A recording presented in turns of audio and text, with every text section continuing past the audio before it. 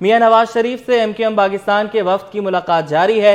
متحدہ قومی موومنٹ کے وفد کی قیادت خالد مقبول صدیقی کر رہے ہیں۔ شہباز شریف، مریم نواز، رانا ثناءاللہ، خواجہ سعد رفیق بھی ماڈل ٹاؤن سیکریٹریٹ میں موجود ہیں۔ صدر مسلم لیگ نون شہباز شریف نے MQM وفد کا استقبال کیا۔ مزید بات کریں گے راؤ دلشاد حسین سے۔ راؤ دلشاد حسین، بتائیے گا ملاقات جاری ہے؟ بالکل موسیٰ، 11:30 بجے کا وقت تھا MQM کے وفد کا یہاں آمد کا، اور MQM کا وفد یہاں پہنچا۔ پہلے ان کو ایئرپورٹ پر ریسیو کیا چیئرمین لیسکو حافظ میاں محمد نعمان اور سابق رکن قومی اسمبلی علی پرویز ملک نے، جبکہ اس کے بعد یہاں جب MQM کا وفد 3 رکنی وفد پہنچا جس کی سربراہی خالد مقبول صدیقی کر رہے ہیں، جبکہ وفد میں فاروق ستار اور مصطفیٰ کمال بھی شامل ہیں۔ ماڈل ٹاؤن مرکزی سیکریٹریٹ پہنچنے پر سابق وزیراعظم شہباز شریف نے وفد کا استقبال کیا۔ آپ کو بتائیں کہ اب اس وقت جو ہے وہ میاں نواز شریف سے ملاقات کا سلسلہ جاری ہے۔ ملاقات میں مجموعی سیاسی صورتحال پر تبادلہ خیال کیا گیا ہے، جبکہ چونکہ مسلم لیگ نون یہ اعلان کر چکی ہے کہ انتخابات سے قبل تمام سیاسی جماعتوں کو نہ صرف آن بورڈ لیا جائے گا بلکہ ان کے ساتھ روابط بڑھانے کے حوالے سے بھی باقاعدہ جو رہنماؤں کو ٹاسک بھی تفویض کیے گئے ہیں۔ تو اسی سلسلے میں آج یہ پہلی باقاعدہ ملاقات کسی بھی سیاسی جماعت سے مسلم لیگ نون کے قائد کی ہونے جا رہی ہے، اور اس ملاقات میں کراچی میں سیاسی صورتحال اور ممکنہ طور پر بتایا یہ جا رہا ہے کہ سیٹ ایڈجسٹمنٹ پر بھی بات چیت ہوگی، لیکن فی الحال اس حوالے سے کچھ بھی کہنا قبل از وقت ہے، کیونکہ سیٹ ایڈجسٹمنٹ کے حوالے سے مسلم لیگ نون کی اعلیٰ سطح اجلاس میں فی الحال کوئی جو فیصلہ نہیں ہوا۔ فی الحال روابط بڑھانے اور الیکشن رولز کے حوالے سے جو انتخابی مہم ہے اس میں نہ صرف اخلاقیات کے خیال رکھنا، جبکہ قواعد کو پر عمل درآمد کے حوالے سے چونکہ مسلم لیگ نون نے فیصلہ کیا ہے کہ تمام سیاسی جماعتوں کے ساتھ روابط جو ہیں وہ بڑھائیں گے۔ اب یہ باقاعدہ ملاقات ہو چکی ہے، اور اس کے بعد دیگر سیاسی جماعتوں سے بھی ملاقات جو ہے وہ سیاسی جماعتوں کے قائدین سے بھی ملاقات میاں نواز شریف کی ہوگی۔ آپ کو بتائیں کہ گزشتہ روز کے اجلاس میں یہ فیصلہ کیا گیا تھا کہ اب چونکہ الیکشن سے قبل تمام سیاسی جماعتوں کو انتخابی ضابطہ اخلاق کے حوالے سے ایک پلیٹ فارم پر لانا ہے، اور یہی جو ہے وہ کیا جا رہا ہے۔ اسی حوالے سے یہ ملاقاتوں کا سلسلہ شروع ہوا ہے۔ ملاقاتوں کا سلسلہ شروع ہو گیا ہے۔ بہت شکریہ راؤ دلشاد حسین، آپ نے ہمیں اپڈیٹ کیا۔ احتساب عدالت نے آشیانہ ریفرنس کا محفوظ سنانے کا فیصلہ مؤخر کر دیا۔ سپریم کورٹ کے فیصلے کی تشریح کے بعد عدالت فیصلہ سنائے گی۔ نیب پروسیکیوٹر کا عدالت میں کہنا ہے کہ سپریم کورٹ کا فیصلہ اس کیس کو متاثر نہیں کر سکتا۔ جو کیس نیب سے واپس بحال ہوئے صرف ان پر سپریم کورٹ کا فیصلہ لاگو ہوتا ہے۔ احتساب عدالت نے مزید سماعت 18 نومبر تک ملتوی کر دی ہے۔ عدالت نے تفصیلی دلائل طلب کر لیے ہیں۔ اسی پر بات کرنے کے لیے ہمارے ساتھ موجود ہیں ماہر قانون عرفان قادر۔ سر، بہت شکریہ آپ کے وقت کا۔ کہیے گا کیا نیب پروسیکیوٹر کا موقف درست ہے کہ سپریم کورٹ کے فیصلے سے آشیانہ کیس متاثر نہیں ہوتا؟ دیکھیں، اس پہ 2 قسم کی کیسز ہیں۔ ایک وہ کیسز ہیں جو نیب قانون میں جو ترمیم آئی تھی اس کے تحت کچھ کیس ختم ہو گئے تھے، لیکن وہ دوبارہ بھیج دیے گئے تھے احتساب عدالتوں کو۔ وہ والے معاملات جو ہیں وہ سپریم کورٹ نے روک دیا ہے ان کو احتساب عدالتوں کو فیصلہ کرنے سے، لیکن جو معاملے جو ہے ویسے ہی وہ ایکویٹی کی طرف جانے ہیں، اور اس طرح کے معاملوں پہ تو وہ احتساب عدالت فیصلہ سنا سکتی ہے، میرا یہ خیال ہے۔ ٹھیک ہے، انہوں نے سوچا ہوگا نا تاکہ کوئی کنفیوژن نہ ہو، سپریم کورٹ اس پہ ونس فار آل ڈیسائیڈ کر دے، کیونکہ وہ جو احتساب عدالت ہے وہ سوچتی ہوگی کہ اگر کسی وہ جو نئی ترامیم آئی تھی اگر اس کا بھی کوئی فائدہ ادھر ان کو ہوتا ہے تو اس سے کیوں ان کو علیحدہ رکھا جائے۔ یہ تو احتساب عدالت کی مرضی ہے نا، کیونکہ میرے سامنے تو فیکٹس نہیں ہے کیس کے، انہوں نے صرف دیکھنا ہے کہ کون سے ایسے سیکشن ہیں جو کہ اس پہ اٹریکٹ نہیں ہوتے۔ اگر وہ اٹریکٹ نہیں ہوتے تو وہ معاملات تو لٹک جائیں گے۔ और भारत में इलेक्शन करीब आते ही मोदी सरकार के ओछे हथकंडे शुरू हो गए। सदर आम आदमी पार्टी अरविंद केजरीवाल गिरफ्तार हो गए। आम आदमी पार्टी के वजीर कुमार आनंद के घर भी छापा मारा गया। कुमार आनंद को मनी लॉन्ड्रिंग के इल्जाम में गिरफ्तार कर लिया गया। दिल्ली के वजीर कुमार आनंद कहते हैं बीजेपी इन हरबों से आम आदमी पार्टी को निशाना बना रही है।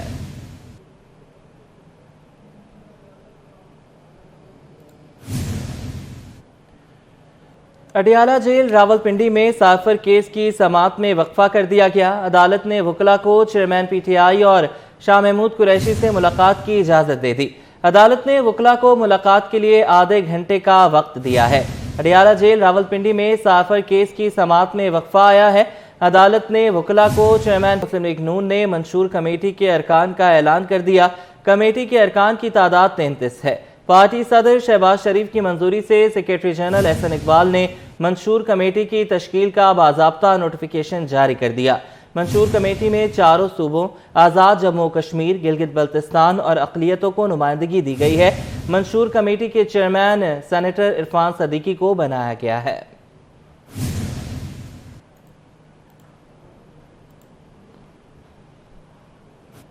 पीएसओ में गैर कानूनी भर्तियों का रेफरेंस। साबिक वज़ीर आज़म शाहिद खाकान अब्बासी समेत दीगर मुलजिमों की एहतसाब अदालत कराची में पेशी। अदालत ने रेफरेंस की समाअत बगैर किसी कार्रवाई के मुलतवी कर दी। रेफरेंस की समाअत आइंदा समाअत 13 दिसंबर को होगी। साबिक वज़ीर आज़म शाहिद खाकान अब्बासी ने कहा कि आप नैब जैसे इदारे को रखेंगे तो ये मुल्क नहीं चलेगा। ये वो वाहिद इदारा है जिसका मकसद सिर्फ सियासतदानों का एहतसाब करना है। कई जज इन अदालतों से रिटायर होकर घर चले गए। तो बहरहाल ये मामलात हैं जिनका इल्म पाकिस्तान के अवाम को होना चाहिए। लोग ये समझते हैं कि नैब का केस इसमें बन गया वो बहुत बड़ा मुजरिम है। हालांकि हकीकत ये कि मुलजिम भी नहीं होता। मुझे बुलाएंगे तो चला जाऊंगा। मैं पार्टी के मामलात में मैंने इस्तीफ़ा दे दिया था पार्टी के ओहदे से, तो मैं किसी मुशावरत में शामिल नहीं होता। मैं पार्टी से 35 साल से रहा हूँ।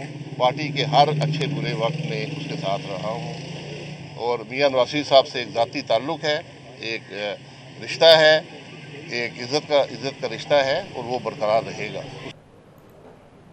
जख्मी फ़लस्तीनी और गैर मुल्की शहरियों के इनखला के लिए रफ़ा बॉर्डर दोबारा खुल गया। गैर मुल्की मीडिया के मुताबिक रफ़ा बॉर्डर से अब तक 90,000 से ज़ायद फ़लस्तीनी ज़ख्मी मिस्र मुंतकिल किए जा चुके हैं। मिस्री हुक्काम के मुताबिक गजा से आज 13 ज़ख्मी रफ़ा क्रॉसिंग से मिस्र में दाखिल हुए हैं।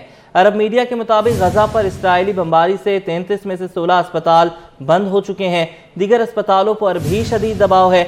ईंधन की शदीद किल्लत से अस्पतालों में इंक्यूबेटर्स और दीगर तिबी आलात चल नहीं पा रहे हैं।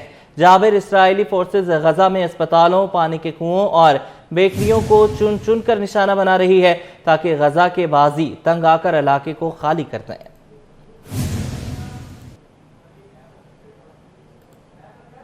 इसराइल की गजा पर वहशियाना बमबारी को 1 माह मुकम्मल हो गया। शदीद बमबारी से हर तरफ तबाही, इमारतें मलबे के ढेर में तब्दील हो गईं। शोहदा की तादाद 10,000 से बढ़ गई। गजा में हर 100 बारूद की बू है, जबकि अक़वाम आलम इसराइली जुल्म बर्बरियत पर खामोश तमाशाई बन गई है। हमास के जंगजू महदूद वसाइल के बावजूद इसराइली फौज का डट कर मुकाबला कर रहे हैं। इसराइली ताकत की धज्जियां उड़ा दी हैं। एक तरफ इसराइल के जदीद तरीन और तबाहकुन हथियार, अमेरिका जैसे ताकतवर मुल्क का भरपूर साथ, तो दूसरी तरफ जज्बा ईमानी और जोशे शहादत। हमास के जंगजुओं ने इसराइली फौज का भुरकस। इसराइल मशरिक़ वुस्ता में जदीद तरीन हथियार, बेहतरीन दिफाई निज़ाम और सबसे ज्यादा फौज रखने वाला मुल्क है। इसके पास 1,69,500 फौजी हैं। रिजर्व फोर्स में 4,65,000 फौजी, पैरामिलिट्री फोर्स में 8,000 एहलकार और 2,200 से जायद टैंक, फजाई और बहरी जंगी साजो सामान मौजूद है। अमेरिका की पुष्ट पनाही, बहरी बेड़ों की मदद, सालाना 3.8 अरब डॉलर की दिफाई इमदाद भी हमास के जंगजुओं के हमालिया जैसे बुलंद जज्बे के आगे सिफर साबित होने लगे। हमास को नुकसान पहुंचाने में नाकामी पर इसराइली फौजों ने हर बार निहत्ते फलस्तीनी शहरियों को निशाना बनाया। हमास के जंगजू महदूद वसाइल के बावजूद इसराइली फौज के दांत खट्टे करने में लगे हैं। इसराइल ने गजा पट्टी के करीब 3 लाख फौज लगा दी। हमास की कैद में मौजूद 250 यरगमालियों की रिहाई भी अमेरिका के लिए इम्तहान बन गई। हमास نے انسانی ہمدردی کے تحت یرغمال بنائی خواتین کو بغیر کسی دباؤ کے رہا کیا، مگر اسرائیل اور امریکہ کے رویے میں کوئی نرمی نہ آئی۔ اسرائیلی بمباری کے جواب میں حماس کے دیسی ساختہ بموں اور راکٹوں نے اسرائیل کے شہروں کو نشانہ بنایا۔ اسرائیل کا دفاعی نظام آئرن ڈوم بھی جنگجوؤں نے ناکام بنا دیا۔ اسرائیلی فوج پر حملوں کی اسرائیلی وزیر اعظم نیتن یاہو کی ہٹ دھرمی برقرار ہے، جنگ بندی کو یرغمالیوں کی رہائی سے مشروط کر دیا۔ غیر ملکی ٹی وی کو انٹرویو میں اسرائیلی وزیر اعظم نے کہا کہ غزہ میں جنگ بندی اس وقت تک ممکن نہیں ہو سکتی جب تک حماس اسرائیلی یرغمالیوں کو رہا نہیں کرتی۔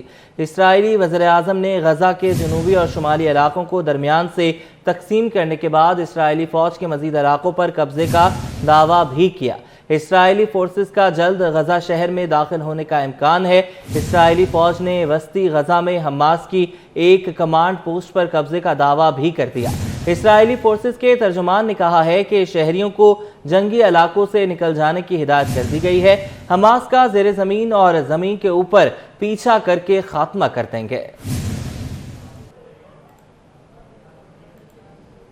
میئر کراچی نے وال چاکنگ کرنے والوں کے خلاف ڈنڈا اٹھا لیا۔ بیرسٹر مرتضی وہاب کہتے ہیں کہ شہر کی دیواروں کو پاکستانی ثقافت کا نمونہ بنائیں گے۔ وال چاکنگ کرنے والوں کے خلاف سخت کارروائی ہوگی۔ مزید جانیں گے شعیب مختار سے۔ جی شعیب۔ بالکل، شہر کے مختلف علاقوں میں جہاں پر ترقیاتی کام تیزی سے جاری ہیں، وہیں اب شہر کی گندی دیواروں کو بھی جو ہے بلدیہ عظمیٰ کراچی کی جانب سے صاف کیا جا رہا ہے۔ میں اس وقت موجود ہوں شہر کے معاشی ہب آئی چندی گڑھ روڈ پر۔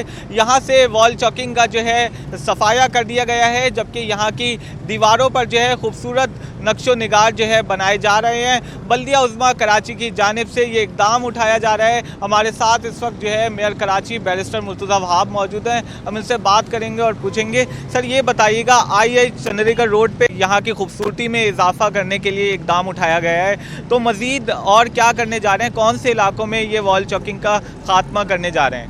دیکھیں، دو چیزیں ہیں اس میں۔ ایک تو وال چاکنگ کے خلاف شہر بھر میں ہم کارروائی کرنے کی کوشش کر رہے ہیں اور کوشش کرتے ہیں کہ وال چاکنگ کو ریموو بھی کیا جائے اور وہاں پہ کوئی خطاطی وغیرہ یا کوئی اچھی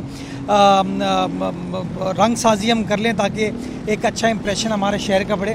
چندی گڑھ روڈ چونکہ ہمارا فائنینشیل کیپٹل ہے، ہم نے سڑک کو ٹھیک کرنے کا ایک منصوبہ بنایا تھا جس کے اوپر کام ہو رہا ہے، جس کے تحت اس کے اندر وائرس کو انڈر گراؤنڈ کیا گیا ہے، اس کی ڈرینیج کو ٹھیک کیا گیا ہے، اور اس کے ساتھ ساتھ اس کی جو 7 سڑک تھی، جو سروس روڈ تھی یا جس کو فٹ پاتھ کہہ لیں، پیومنٹ کہہ لیں، اس کو بھی ٹھیک کیا جا رہا ہے۔ نئی اس کے اندر لائٹیں وغیرہ لگائی جا رہی ہیں، خوبصورت جو لیمپس ہوتے ہیں، تو انشاءاللہ وہ کام چل رہا ہے اور عن قریب آپ دیکھیں گے کام کو مکمل کر لیا جائے گا۔ ان کا یہ کہنا تھا پیپلز پارٹی جو ہے ترقی کی سیاست پر یقین رکھتی ہے، شہر کو خوبصورت اور سرسبز و شاداب بنانے کے لیے ہر ممکن اقدامات اٹھائیں گے۔ بہت شکریہ شعیب، آپ نے ہمیں اپڈیٹ کیا۔ فاسٹ بالر حارث رؤف انگلینڈ کے خلاف تربیتی سیشنز میں حصہ لیں گے۔ ان کی MRI رپورٹ بہتر ہے۔ MRI احتیاطی طور پر کرائی گئی ہے۔ میڈیا مینیجر قومی کرکٹ ٹیم عمر فاروق کالسن کے مطابق حارث رؤف انگلینڈ کے خلاف دستیاب ہے۔